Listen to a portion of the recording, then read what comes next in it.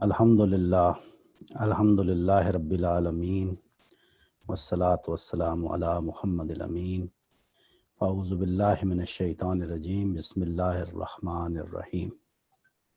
آگے وہ کہتے ہیں عقل کی منزل ہے وہ، عشق کا حاصل ہے وہ، حلقہ آفاق میں گرمی محفل ہے وہ۔ تو اب دیکھیں یہاں پہ بھی عشق اور عقل دونوں کو اکٹھا کر دیا، کیونکہ آپ کو پتا ہے کہ ہم نے پچھلی گفتگو میں یہ کہا تھا نا کہ ہم جب کوئی کسی اپنے نصب العین کو پانے کے لیے، اپنے مقصد کو پانے کے لیے سب سے پہلے فیصلہ کرتے ہیں تو عقل کا استعمال کرتے ہیں۔ فیصلہ کرنے کے لیے ہم عقل کا استعمال کرتے ہیں، اور اس پر عمل کرنے کے لیے، عمل پیرا ہونے کے لیے پھر ہم جذبہ شوق کا استعمال کرتے ہیں۔ جذبہ شوق ہے جو ہمیں اس کو نصب العین کو حاصل کرنے کے لیے، وہ جذبہ جو پیچھے کار فرما ہوتا ہے اس کو حاصل کر لینے میں ہماری ممد و معاون ہوتا ہے۔ تو یہاں پہ ان دونوں چیزوں کو جمع کر دیا کہ اس کا نتیجہ یعنی کیا نکلتا ہے، ان دونوں چیزوں کا حاصل کیا ہے، اس کی منزل کیا ہے، وہ یہ مرد خدا کا یقین ہے۔ عقل کی منزل ہے وہ، یعنی عقل کی ڈیسٹینیشن، عقل نے بھی جہاں تک رسائی حاصل کرنی ہے وہ وہی چیز ہے، اور عشق کا حاصل ہے وہ، عشق کے یعنی اس جذبہ شوق کے پیدا کر لینے کا نتیجہ کیا نکلے گا، وہ بھی یہی نکلے گا کہ آپ کو مرد خدا یعنی یقین وہ اس درجے میں پیدا ہو جائے گا۔ اور آگے حلقہ آفاق میں گرمی محفل ہے وہ کہہ کے، یعنی دنیا میں جتنی بھی محافل ہیں دنیا کی، اس میں اگر کسی چیز کی گرمی ہے تو وہ اسی چیز سے ہے۔ اگر کسی چیز سے اس گرمی اس محفل میں، یعنی آپ یوں سمجھے شمع محفل جو ہے وہ اسی چیز کو، آپ یوں کہہ لیں کہ یہ جو پورے دونوں مصرے ہیں، اس میں جو لفظ منزل اور حاصل اور گرمی محفل، یہ تینوں کے تینوں الفاظ منزل، حاصل اور گرمی، یہ اصل میں اس نقطے ہی کی وضاحت ہے جو اوپر کہا نا کہ نقطہ پرکار حق۔ تو یہاں عقل کی منزل کہا، عشق کا حاصل کہا، اور حلقہ آفاق کی محفل کی گرمی کا، یعنی گرمی محفل کا۔ تو اصل کہنے کا مطلب یہ ہے کہ کچھ بھی ہو دنیا میں، عالم میں، اس کا جو نقطہ ہے، ایک پوائنٹ ہے جو، وہ مرد خدا کا یقین ہے۔ یہاں اس میں اصل میں تو جو وہ بندہ مومن کے اوپر صفات بیان کر رہے تھے، اس میں آ کے انہوں نے کہا کہ بندہ مومن کی ان صفات میں کیا چیز ہے جو اس کو بندہ مومن بنا رہی ہیں، وہ اس کا یقین ہے۔ اور اس میں بھی میں نے آپ کو اور بھی کلام سے ان کی چیزیں بتا کے تو بتا دیا کہ اصل چیز جو ہے وہ اس کا یقین ہی ہے۔ آگے وہ کہتے ہیں، اب دوبارہ یہ دیکھیں، اس میں ہوا یہ تھا کہ اس کو انہوں نے مخاطب کیا تھا مسجد کو، اپنا اے حرم قرطبہ کہہ کر، اس کے بعد انہوں نے یہ چیزیں سب بتا کے پھر قطرہ خون جگر جب بتایا، پھر خون جگر کی تھوڑی باتیں بتا دی، پھر اپنے آپ کو شامل کیا، پھر کافر ہندی، اور پھر مسجد کا جلال و جمال بتایا۔ پھر اس میں ایک طرح سے ان کو روحانی مکاشفہ ہوا مسجد میں کھڑے ہو کر، جس کا یہ اس پیراگراف میں بیان کیا، وادی امن کا نور اور تیرا منار بلند جلوہ گہے جبرائیل وغیرہ کہہ کے، یہ ایک طرح سے آپ یوں کہیں کہ کھڑے کھڑے وہاں ایک تخیلات کی دنیا میں چلے گئے، اس میں جبرائیل اور کلیم اور خلیل کے ساتھ اس کی روایت کو جوڑ دیا۔ اس کے بعد اس بندہ مومن کی یہ بتا رہے ہیں کہ اس کی زمین بے حدود، اس کا افق، اس کے بارے میں بتا رہے ہیں، پھر اس کی خوبیاں بتائیں۔ اس کے بعد اسی بندہ مومن کے بارے میں ہی اور صفات کا یہاں پہ اظہار کیا کہ اس کی امیدیں قلیل، اس کے مقاصد، یہاں تک آگے۔ اب دوبارہ مسجد کو مخاطب کر کے اس کے ساتھ پھر گفتگو شروع کر رہے ہیں، اور کہہ رہے ہیں کعبہ ارباب فن، جیسے اوپر اے حرم قرطبہ کہا تھا، دوبارہ اس کو کعبہ ارباب فن کہہ کے مخاطب کر رہے ہیں۔ کعبہ ارباب فن سطوت دین مبی۔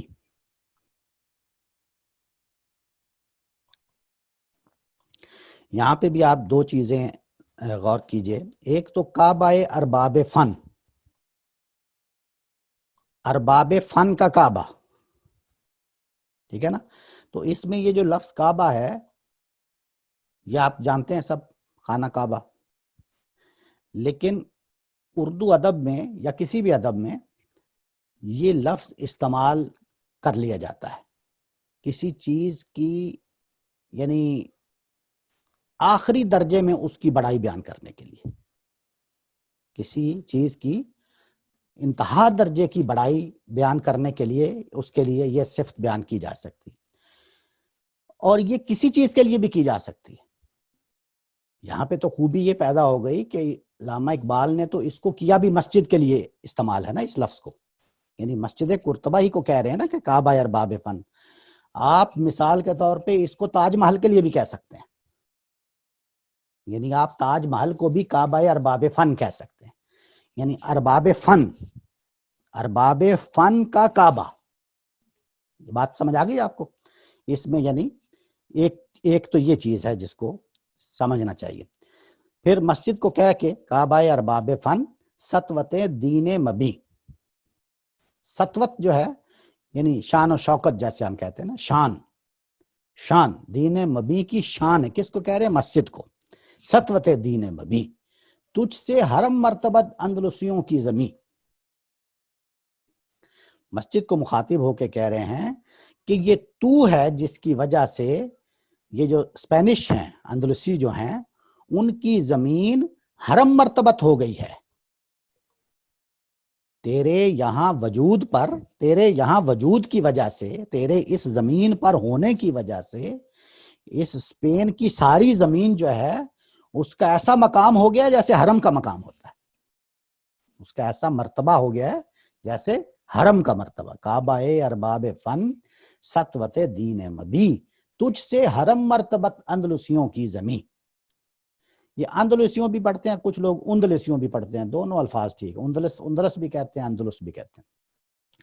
آگے دیکھیں یہ کیا خوبصورت شعر ہے، بہت ہی خوبصورت شعر ہے۔ تہے گردوں اگر حسن میں تیری نظیر، قلب مسلمان میں ہے اور نہیں ہے کہیں۔ ہے تہے گردوں اگر حسن میں تیری نظیر، قلب مسلمان میں ہے اور نہیں ہے کہیں۔ تہے گردوں آسمان کے نیچے، اگر تہے گردوں، اگر یعنی آسمان کے نیچے، حسن میں تیری کوئی مثال پیش کی جا سکتی، جیسی تو حسین ہے، اگر تیری کہیں مثال پیش کی جا سکتی ہے تو وہ کہیں پر نہیں ہے سوائے مسلمان کے دل میں۔ ان دو مصروں میں اصل جو بات وہ کہنا چاہ رہے ہیں وہ تو بڑی سادہ سی بات ہے، کہنا یہ چاہ رہے ہیں کہ تیری کوئی مثال نہیں، کہنا یہ چاہ رہے ہیں کہ تو جیسی حسین شاہکار جو ایک نقش ہے، وہ آسمان کے نیچے اس کی کوئی مثال نہیں دی جا سکتی۔ لیکن جس خوبصورتی سے بیان کیا ہے اس میں ایک ایکسیپشن پیدا کر دی ہے، قلب مسلمان میں ہے۔ اس کا مطلب یہ ہے کہ مسلمان کے دل میں وہ نقش موجود ہے۔ ایک بندہ مومن جب چاہے گا اس طرح کا نقش دوبارہ بنا لے گا۔ یعنی تیری یہ نظیر جو ہے، کیونکہ وہیں سے اس نے یعنی اس کا جنم وہیں سے ہوا ہے، قلب مسلمان سے، اس کے ذہن سے، اس کے قلب سے یہ نقش بنا ہے جس کا وجود آج زمین پر ہم دیکھتے ہیں۔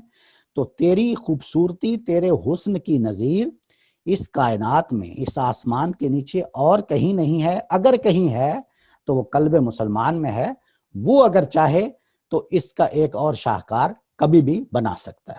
کلیئر ہوگی نا یہ، یعنی اس شعر کی کیا خوبی اور کیا وہ کہنا چاہ رہے ہیں۔ اب وہ آ گیا ان کی اصل بات، جو وہ اپنے کلام میں کہیں نہ کہیں سے ان کو اصل میں یہ بات کرنی ہوتی ہے۔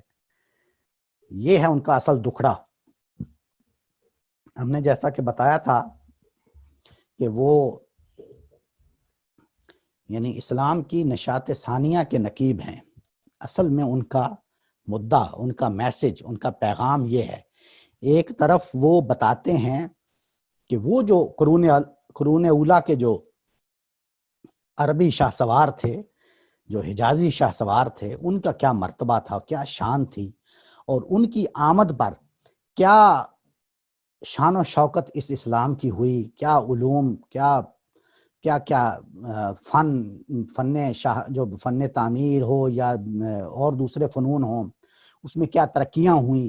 ایک طرف یہ بتاتے ہیں کہ وہ چیز، اس کو ایک طرح سے اس ماضی کے لیے وہ مغموم ہیں، وہ روتے ہیں کہ وہ ماضی ہم سے چھن گیا۔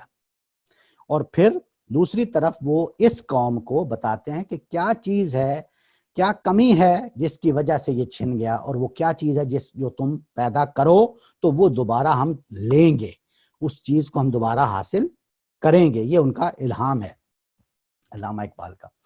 تو وہ یہ دیکھیں گے لفظ آہ کہہ کے اب اس کا ایک طرح سے دکھ بیان کرنے لگے۔ آہ وہ مردان حق، وہ عربی شاہ سوار، حامل خلق عظیم، صاحب صدق و یقین۔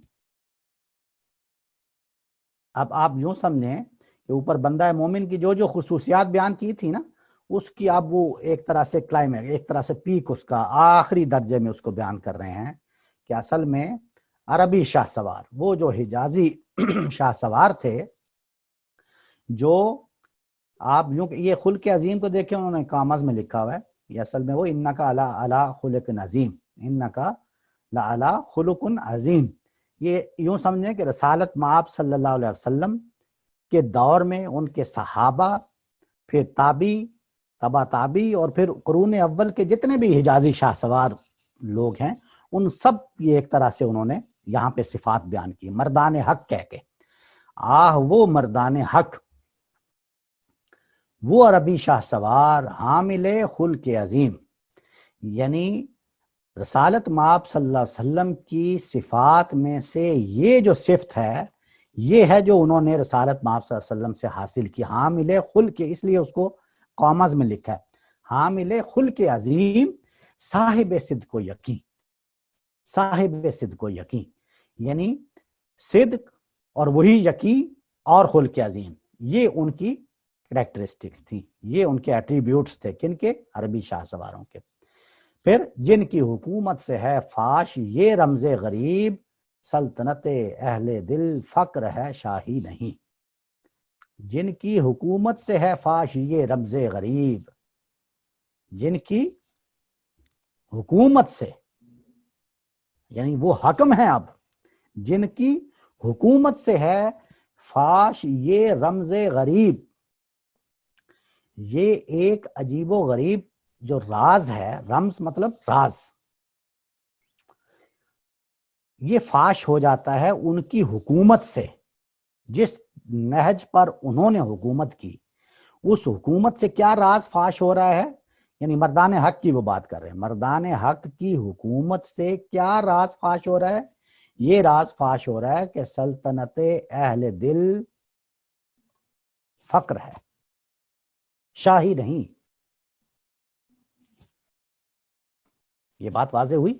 یہ ایک طرح سے آپ یوں سمجھیے کہ یہ جو زمانہ تھا نا، جو رسالت مآب صلی اللہ علیہ وسلم کے بعد کا جو زمانہ ہے، اس زمانے کی تصویر کو وہ پیش کر کے تو ماضی میں اس کے پیچھے جو یونان کی حکومتیں تھیں، یا روم کی حکومتیں تھیں، یا افریقہ کی حکومتیں تھیں، جو بھی تھی، جو سلطنتیں تھیں، فارس اور جو بھی بڑی بڑی سلطنتیں تھیں، ان سب کو مخاطب کر کے ایک طرح سے وہ بتا رہے ہیں کہ یہ دیکھو ان کی حکومت، یہ ہیں مردان حق، اور یہ ہیں اہل دل۔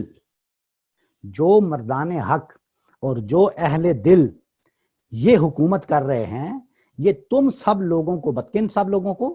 ماضی کی جو حکومتیں، ان کو آپ ذہن میں رکھیے، جو بڑی بڑی سلطنتوں کے مالک تھے، وہ کہتے ہیں کہ اہل دل جو ہوتے ہیں نا، ان کی سلطنت شاہی نہیں ہوتی، اہل دل یا مردان حق لوگوں کی سلطنت جو ہے وہ شاہی نہیں ہوتی، وہ فقر ہوتی ہے، وہ فقیری ہوتی ہے۔ جن کی حکومت سے ہے فاش یہ رمز غریب، یہ راز فاش ہوا ہے ان کی حکومت سے۔ کیا راز فاش ہوا ہے؟ سلطنت اہل دل فقر ہے، اہل دل کی سلطنت شاہی نہیں ہے، فقر ہے۔ کلیئر ہوگی بات؟ جن کی نگاہوں نے کی تربیت شرق و غرب۔ اب یہ دیکھیں یہاں پہ وہ ایک طرح سے وہاں کھڑے ہیں نا، قرطبہ میں کھڑے ہوئے ہیں، تو قرطبہ میں جب کھڑے ہوئے ہیں تو دائیں طرف مشرق ہے، بائیں طرف مغرب ہے، تو دونوں کے وسط میں ایک طرح سے کھڑے ہیں اور دونوں کو مخاطب کر رہے ہیں، اور وہ کہہ رہے ہیں کہ جن کی نگاہوں نے کی تربیت شرق و غرب، یہ کن کی نگاہوں نے؟ ان مردان حق، ان مرد خدا اور بندہ مومن کی صفات جو بیان کی ہیں، ان لوگوں نے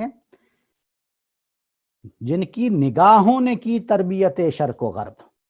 اصل میں تو مشرق بھی اندھیروں میں تھا، مغرب بھی تاریکیوں میں تھا.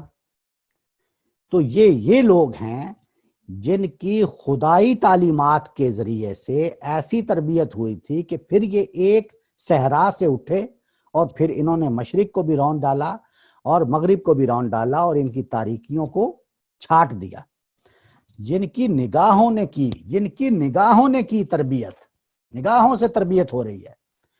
شرق و غرب، ظلمت یورپ میں تھی جن کی خرد راہبیں، یورپ کی جو تاریکی تھی، یورپ تو اس وقت تاریکی میں تھا نا، یورپ، ظلمت یورپ میں تھی جن کی خرد عقل، راہبیں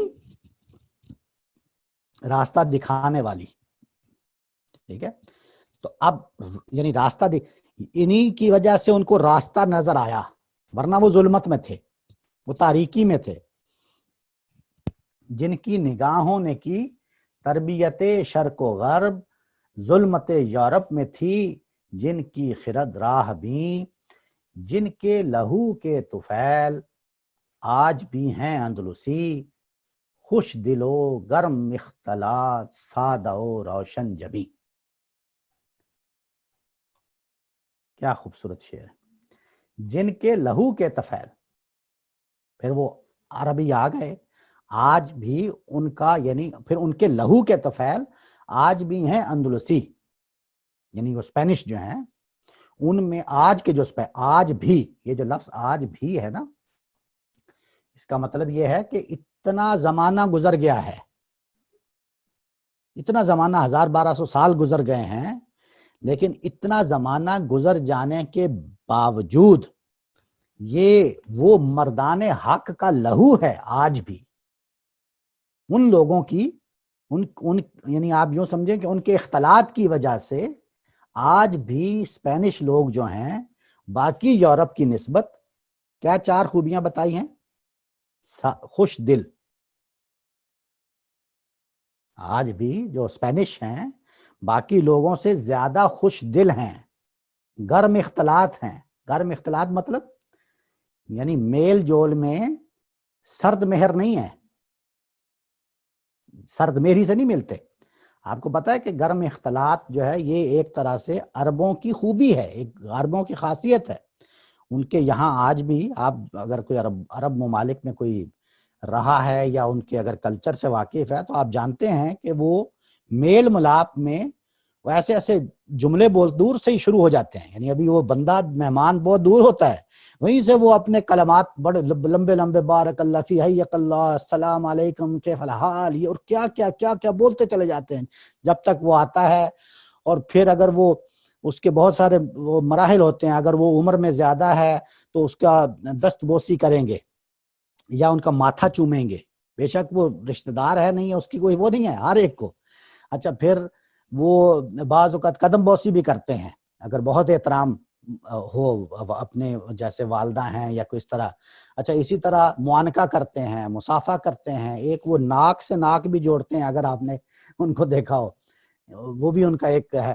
تو ہر ایک بچوں سے الگ طریقے سے یہ جو ان کے میل ملاپ کا ملنے جلنے کا جو ہے اس کو گرم اختلاط کہا ہے. اور انہوں نے کہا ہے کہ یہ ان لوگوں کی وجہ ہے کہ آج بھی اسپین میں یہ خوبیاں پائی جاتی ہیں کہ وہ خوش دل بھی ہیں، گرم اختلاط بھی ہیں اور سادہ بھی ہیں. سادہ کیا؟ یہ سادہ سے مراد وہ نہیں ہے بھولے، یعنی ایک تو سادہ ہوتے ہیں نا کہ بدو، یہ وہ سادہ نہیں ہے، یعنی سادگی ہے. اور روشن جبی، سادہ کے ساتھ ہی روشن جبی کو عطف کر کے یہ بتا دیا کہ یہ ذہانت فطانت اپنی جگہ پہ، یعنی عقل مندی، خرد مندی وہ اپنی جگہ پہ ہے اور اس کے باوجود سادگی ہے. تو یہ 4 خوبیاں بیان کر دی انہوں نے عربوں کی وجہ سے، عربوں کے لہو کی وجہ سے آج بھی اسپین والوں میں یہ خوبیاں پائی جاتی ہیں. ایک پیراگراف اور پڑھ لیتے ہیں، میرے 10:30 بجنے والے. اب آگے جو ایک پیراگراف انہوں نے بتایا ہے، یہ آپ یوں کہہ لیں کہ شاعری ہے. اب چونکہ ایک شاعری ہے اور اپنے بلند درجے کی شاعری ہے. آج بھی اس دیس میں عام ہے چشم غزال، اور نگاہوں کے تیر آج بھی ہیں دل نشیں. یہ تو سب کو واضح ہو گیا ہوگا شعر.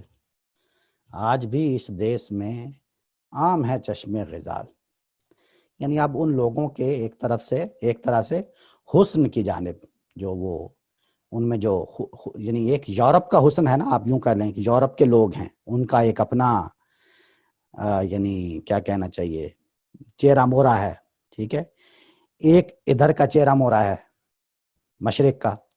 تو اب وہ دونوں میں ملاپ ہو گیا ہے، یورپ کے لوگ اور عرب لوگ ملاپ ہو گیا ہے. تو اب وہ کہہ رہے ہیں کہ ان عرب لوگوں کے لہو کی وجہ سے، ان کی وجہ سے آپ دیکھیں گے کہ فرانس کے لوگ آپ دیکھیں، جرمنی کے لوگ آپ دیکھیں، ہنگری وغیرہ کے لوگ دیکھیں، اور اسپین کے لوگ دیکھیں، تو اسپین کے لوگوں کا جو حسن ہے، ان کی سیاہ آنکھیں ہیں، ان کے سیاہ بال ہیں، ان کی جو سکن کلر ہے وہ دوسرے یورپ والے لوگوں کے سکن کلر سے ڈیفرنٹ ہے. تو وہ یہ کہتے ہیں کہ اس کی وجہ بھی کیا ہے، یہی عربوں کی وجہ سے ہے. ان کا جو حسن ہے وہ عرب لوگوں کے حسن کی وجہ سے مکس ہو گیا نا. تو جو یہ اس لیے وہ کہتے ہیں کہ آج بھی اس دیس میں عام ہے چشم غزال، اور نگاہوں کے تیر آج بھی ہیں دل نشیں. یہ شاعری ہے. بوئے یمن آج بھی اس کی ہواؤں میں ہے، رنگ حجاز آج بھی اس کی نواؤں میں ہے. کیا خوبصورت شعر ہے. بوئے یمن آج بھی اس کی ہواؤں میں ہے، خوبصورت. رنگ حجاز آج بھی اس کی نواؤں میں ہے. ہواؤں میں ہے، نواؤں میں ہے. ہوا یعنی اس کے مناظر، نوا یعنی اس کی آوازیں، اس کی ردم، اس کا موسیقی. اچھا لیکن یہ دیکھیں یہاں جو خوبی ہے اصل میں وہ یہ ہے، بوئے یمن اور رنگ حجاز. یمن کو اور حجاز کو دونوں کو جمع کر دیا. یہ دونوں ہی اصل میں پورے عرب کا کلچر، یہ دو ہی ہیں. ان دو کو جمع کریں تو عرب کلچر بنتا ہے. یعنی آپ دیکھتے ہیں نا، دو ہی چیزیں ہیں نا، ایک بدویت اور ایک حضرویت. یہ بدویت ہے جو حجاز میں ہے، اور حضرویت ہے جو یمن میں ہے. تو بدرویت اور حضرویت یہ پورا کلچر ہے عرب کا، دونوں کو ایک جگہ پہ لکھ دیا. بوئے یمن آج بھی اس کی ہواؤں میں ہے، رنگ حجاز آج بھی اس کی نواؤں میں ہے.